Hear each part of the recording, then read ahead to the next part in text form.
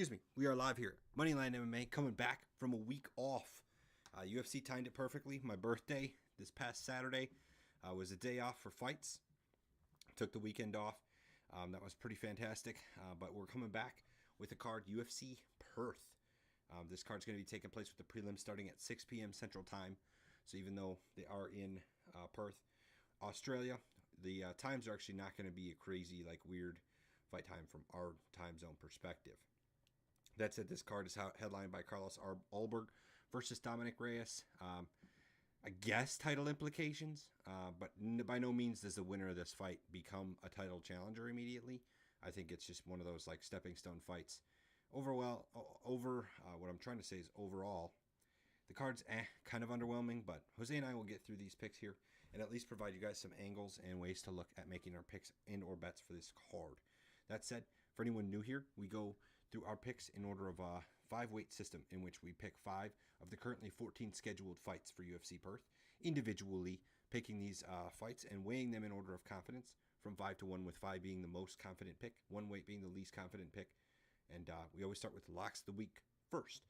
So going into it, for my lock of the week, Saturday afternoon, Saturday evening, UFC Perth, I'm looking at the co-main event. I'm looking at Jack Jenkins versus Ramon Taveras.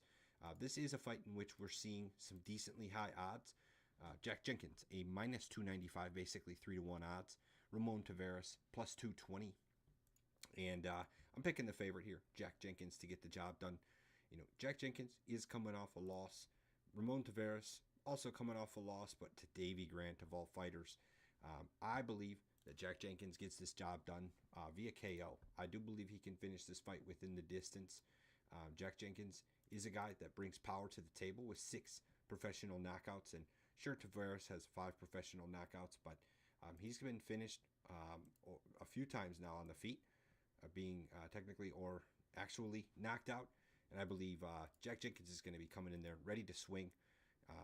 I just think he's a little more of a prospect in my eyes, and I think this is a good matchup for him to kind of propel his stardom, I guess, to the next level. There are both younger fighters in their low 30s, so they both have room to grow. But I see Jack Jenkins finishing this fight. What do you think, Jose?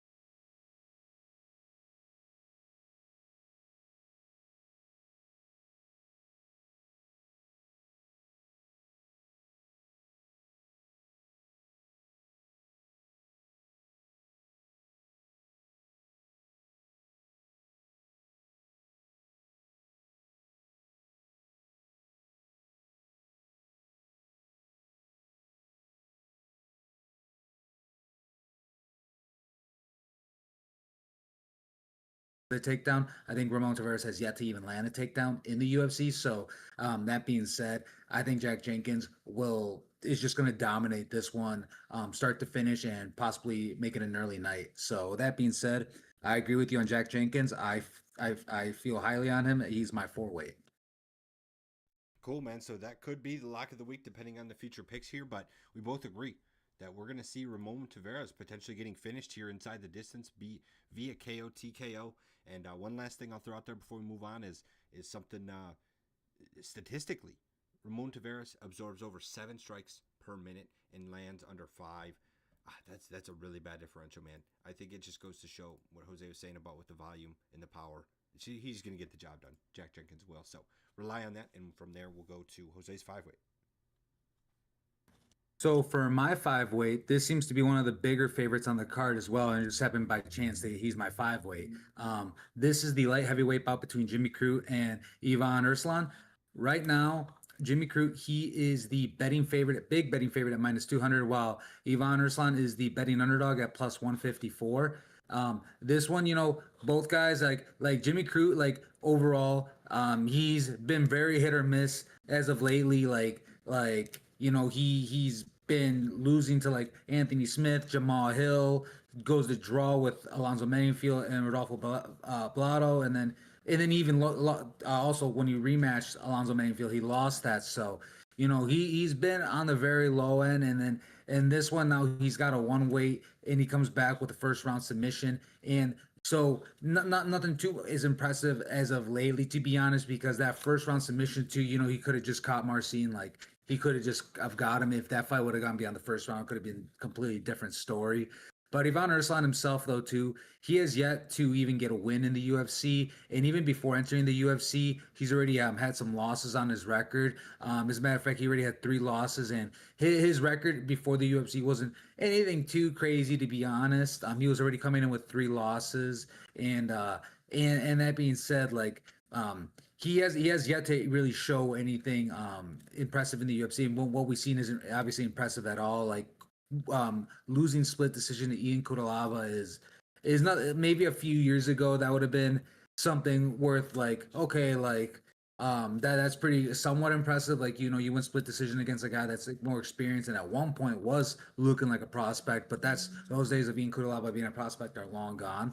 And then loses unanimously to Navajo Sterling. So right now, Ivan, like he hasn't really shown anything yet in the UFC, anything that's too impressive to me. So that's why I'm not looking highly on him. No disrespect to him, but the guys that the wins that he does have before the UFC, I have no clue who these dudes are. They could be tomato cans. And that being said, Jimmy Crute, at least, he has a win over McCall Olajacek, Paul Craig, Sam Alvey. Granted, some of those were a while ago, but again, like he's at least been in there, and is also even his losses. Like again, those are learning experiences. He's gone against former title contender Anthony Smith and former champion Jamal Hill. Again, he did not win those, but he's got the experience. So overall, I am taking the experience that he has within the UFC over Ivan Urslan's experience. So he -200 is a little higher than I would have expected it to be for Jimmy Crute, to be honest. But it does show a lot of disrespect to Ivan Urslan as well. But Jimmy Crute, he's got power behind his hands. Out of his 13 wins, he's got 5 KOs. He's also got 5 submissions. So he is a pretty well-rounded guy. And again, Ivan, he's lost via KO submission. In this one, I think Jimmy Crute's just going to dominate overall unanimously, get the unanimous decision win. And yeah, he can be prone to anything. I mean, he can put Ivan in anything, I think, either submission or a knockout. But I think he's just going to dominate this one. And I'm just going to keep it safe and just say unanimous decision. But this one, I'm feeling good with Jimmy Crute. He is my 5 weight. What are your thoughts on this one, Nick? Wow, it'll be a rare scenario, man, where we're gonna agree, and we're both actually gonna like have our 5 and 4 weights swapped. I have a 4 weight on Jimmy Crute. I agree that I think he's gonna get the job done. I like his experience and his tool set. Look, he's 29 years old, and even though he hasn't been anything extremely impressive, I still see him as a guy who can continue to learn and grow and get better. And even though he's taken losses, there's a couple draws on his record as well, majority decision draws. He still has a positive striking differential. He's working. He's getting takedowns. I think as long as he continues on somewhat of an upward trajectory, he's improving every fight. He still has a bright future ahead of him. And to me, Ivan Urslan, I mean, he's great. He's fine, but his history. Jimmy Crute's 5 and 4 against UFC level competition. Ivan Urslan was 4 and 3 against KSW level competition. Then he got signed to the UFC.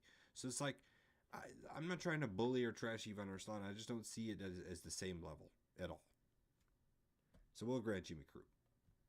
Right. Yeah. And not much to say, but yeah, other than that, like, if Ivan Arslan gets the win this time, obviously, I'm gonna think differently of him, but until then, he has yet to really show anything impressive in the UFC. So can't really give him many points for that. So this one's one we both agree on. We both feel highly on him. Jimmy Crute, he is my 5-weight, and he is your 4-weight. Yes, sir. So okay, so then we're gonna be moving on from here. 3, 2, 1's left for both of us. So I'll jump right into my 3-weight. I'm gonna be taking Jake Matthews to defeat Neil Magny, and this is a tough one. I like Neil Magny. He's a guy that Jose and I were just discussing before the show. You know what you're getting out of Neil Magny. He's very consistent, and he's a great stand-up guy. He can land some wrestling takedowns, but I mean he's not going to really pose a threat by any means. He does have 4 submission wins, but he's got more submission losses than he has submission wins, and that's actually one of the reasons I like Jake Matthews a lot here. I think Jake Matthews is going to be able to control himself on the feet. Um, he's got wins against guys like Francisco Prado, for example, who are pretty good boxers, dudes who can stand up. I don't know. Either way, I like Jake Matthews. He's got his tool set in a position in which he can get on the ground, win by submission. He can win by decision. I'm not sure. I don't think he's got the power. I mean, to me, he's not Pradas. He's not Michael Morales, where he's going to finish Neil Magny on the feet. But I think he could finish him on the ground for sure. So either way, this will be an interesting one for Neil Magny. All 4 of his last 4 fights finished in a TKO, whether he won or lost. So this will be a different pace for Neil Magny if it ends up being a wrestling fight too. But yeah, I'm curious to see what you think, Jose. Yeah, so for this one, we are gonna I have this fight at my 3-weight as well, but as you can tell by the tone of my voice, I'm going to disagree. This is gonna be our first disagreement of the night.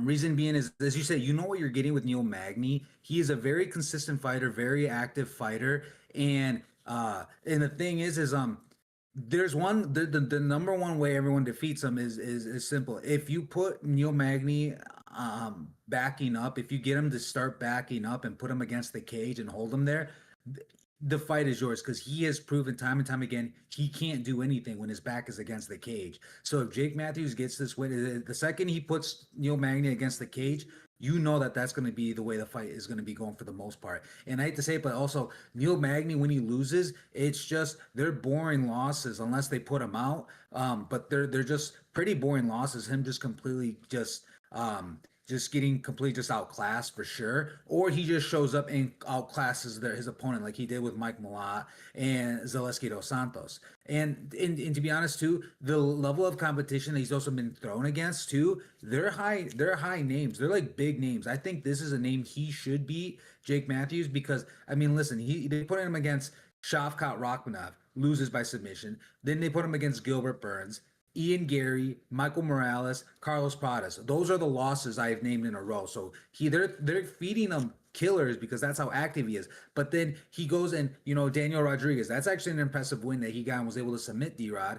Philip Rowe, Mike Malott, and again Zaleski dos Santos. So those guys, like, they're in a different class of their own, like almost a B class or even a C class versus Ian Gary, Michael Morales, Carl Pradas, like dudes that are actually Shavkat, dudes that are actually going to make a legit title run at some point. Like they're on that trajectory for sure. So that being said, Neil Magny, like I think the losses, because he's so active, so his losses make him look worse than what I mean, it is what it is. He's losing them, but he's just the back-to-back losses that he gets. And he has wins in between them, to be honest. Like he does have wins in between them. It's just 2 in a row with Michael Morales and Carlos Pradas.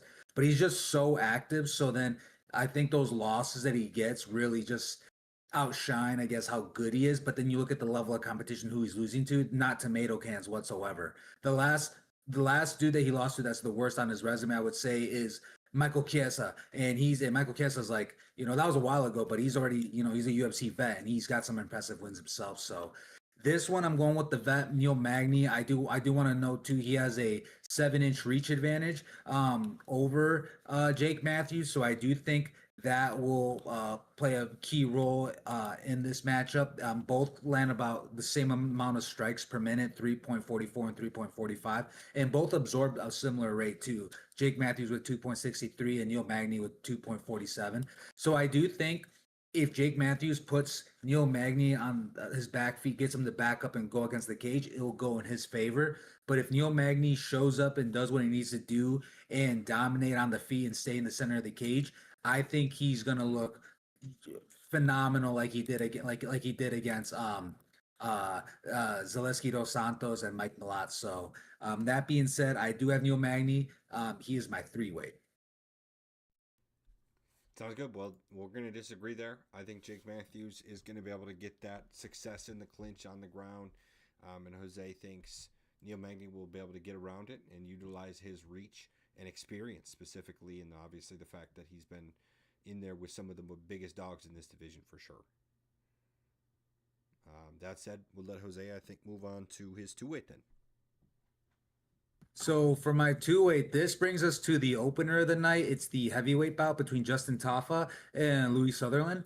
Right now, Justin Tafa, he is the betting favorite at minus 130, while Sutherland is the betting underdog at plus 102. This one I'm going with Justin Tafa. Big boy, nothing impressive. These are the heavyweights, so it's tough to say. Haven't seen much of Sutherland as well. As a matter of fact, this is his UFC debut. That's why I'm going with Justin Tafa.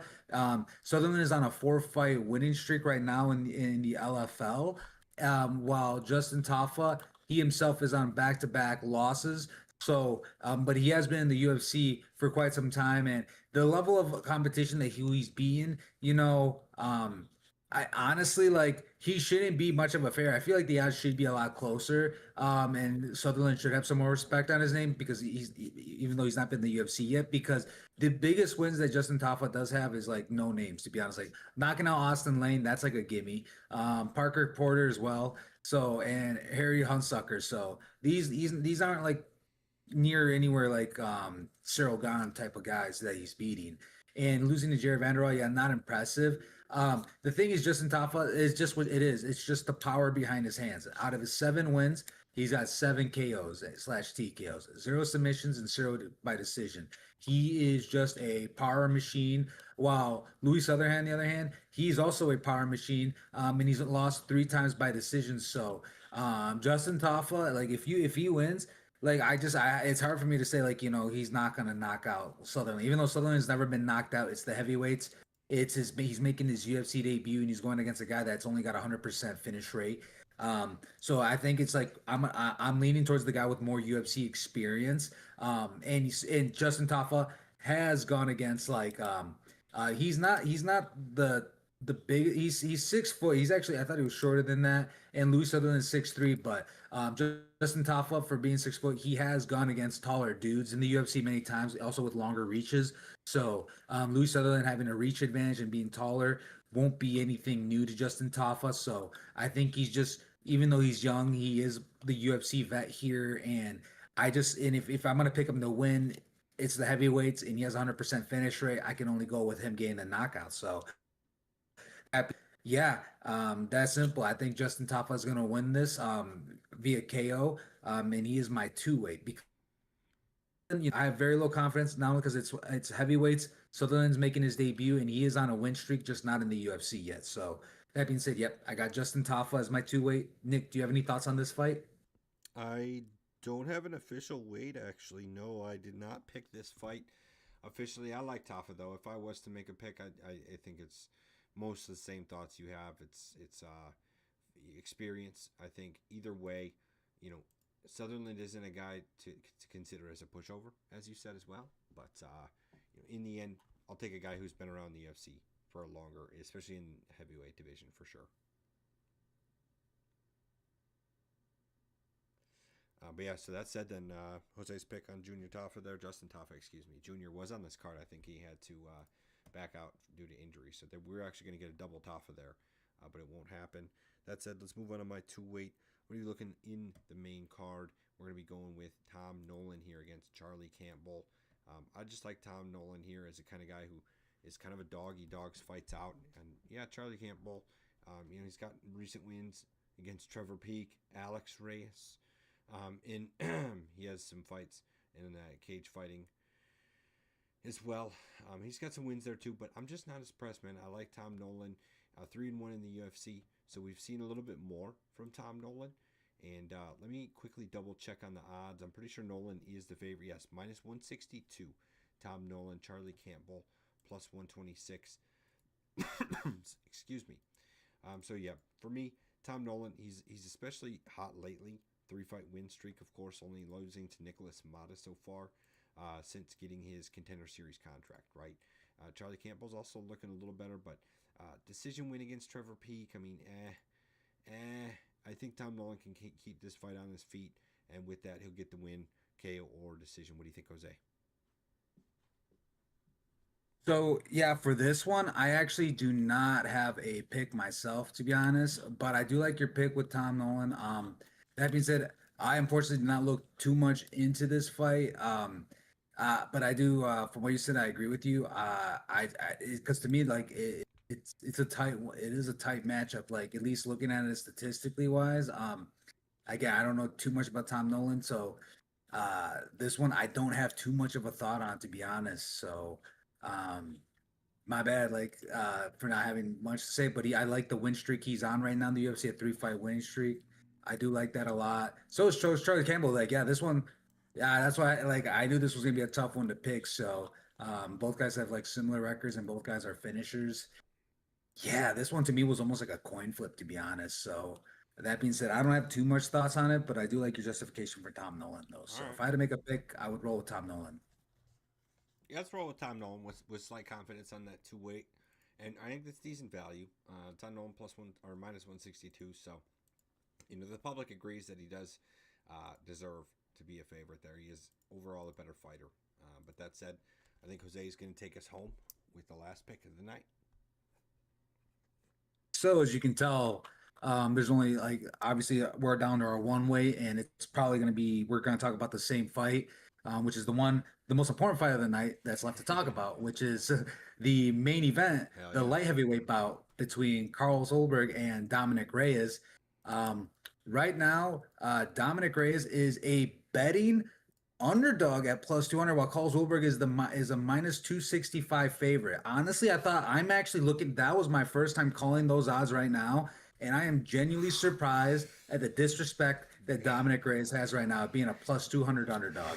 That is insane. Yeah. Like I almost don't believe it because like have we not like is it, I thought everyone agreed that like he has a resurgence and he's back, and I guess people don't think he's back. Maybe they think it's a fluke. And I'm gonna be honest, like to some degree, I kind of see where maybe if I'm just justifying maybe why they would think that, because this is what I think. I'm not going with Dominic Reyes as much as I want to go with Dominic Reyes. I think that he did win some of those fights a little too soon, to almost like he gave his opponent no time to really do much, like the Dustin Jacoby and Nikita Kroloff fight. Like he because we know Dominic Reyes. We know this since before he fought John Jones. He has knockout power, but something we also have known since he's fought John Jones is he has no chin, and that's the thing. Like, and now that he's on a 3 fight winning streak, I think I do think he's back to some degree, but like is his chin still there? And I think Carlos Ulberg, he's gone. He's already fought. He's being a former champ, Jan Blachowicz, former title contender Volkan Ozdemir, and he's being Alonzo Menifield. Like he's just on a complete tear, and he hasn't been finished, or just his only loss was Kenny Nchukwu, which was in 2021, and that was a second round KO. But since then, he's bounced back, and he's being former title contender and a former champ. That I think there's some respect to be added to his name as well. Both guys are in their mid 30s. And he himself, like Dominic Reyes, doesn't have as many finishes as Dominic Reyes, but he majority of his wins are by KO/TKO. So if Dominic Reyes does not come in, this is why it's my one way. Calls over my one way because Dominic Reyes can show up and look championship ready, and if he gets this win, he possibly could be next in line or very soon for a title shot. And it just depends which Dominic Reyes shows up. And uh, and that being said, like Carlos Ulberg's just been consistent for a lot longer, and he's done things like win fights in the third round as well. While Dominic Reyes really needs to rely on his punching and finishing power and really blitz. Again, he has to really gives his opponents not that much space and time to really do much. Can he do that against Carlos Ulberg? I don't know. I think Carlos Ulberg is going to be good defensive wise and let Dominic Reyes kind of drag it out at least to the second round and then kind of tire himself out. And then if Dominic Reyes gets tired and starts slowing down, that's when he gets finished. That's exactly what happened when he fought, like, for example, Yuri versus Oscar. It was in the second round, but both guys were just throwing high volume of punches. And eventually, Yuri was the one that was just the more consistent one, like just kept the pace. And then overall, that just added up. And we've seen that happen a lot to Dominic Reyes. And then his chin again just can fail. So in both guys, like the way they match up physically, both are 6'4". Neither has a reach advantage. They both have a 77-inch vertical, and both land a high volume of punches. Carlos Ulberg lands 6.77 significant strikes per minute. Dominic Reyes lands 5.58. They both also absorb a high volume of punches. So this is like honestly like this is a pretty equal matchup, I think. But I'm gonna go with the guy that's just been a little more consistent with Carlos Ulberg. Again, just like he's been more consistent, not only finishing opponents, but also just if he can't finish them, he's winning dominantly and extending it to the third round. Whereas again, Dominic Reyes, his last few wins, um, we haven't seen him face that much adversity like he has in the past. Like, can he get rocked and be dropped and then come back and still get the finish? That's the one thing. Like, if he wins this, then I will look at Dominic Reyes differently and definitely should be up in line for title contention. But until then, I need to see one more win out of him. So that being said, I'm signing with Carlos Ulberg on this one as my one weight. Nick, what are your thoughts on this one? Yeah, I wouldn't even. I'm picking Reyes here, and I wouldn't even say he's in line for a title shot, even if he wins here. But we would have to see maybe how he gets the win. But I'm taking Reyes here partially because of how you even said it. Like, there's a lot of disrespect against him. Coming off three straight finishes. I get it. It was quick against two of them, but I mean, Dustin Jacoby's not a guy that you can just look away at. I mean, Dustin Jacoby's a big, tough dude to finish. And I don't know, Anthony Smith. I mean, I don't know, man. Anthony Smith, fine, because he's kind of old, but Nikita Krylov's not old and out of his prime, and he got dusted. So I don't know. I'm a little more sold maybe than the average person that Reyes. Maybe if Reyes was like 39 or something, but Reyes is still 35. He's in theory he's not his yes, he's been finished and it's been brutal. Yes, the spinning elbow against him from Jiri, and yes, I get it, right? But I don't necessarily think he's down and out, like gonna get knocked out cold by one. It could be the one bad, especially with Ulberg in his kickboxing background. Yes, one kick or something, but I don't see Ulberg just being able to go in there and get a quick early finish on Reyes. Reyes can take some damage. It's just maybe getting that one spot that would knock anybody out. Sure.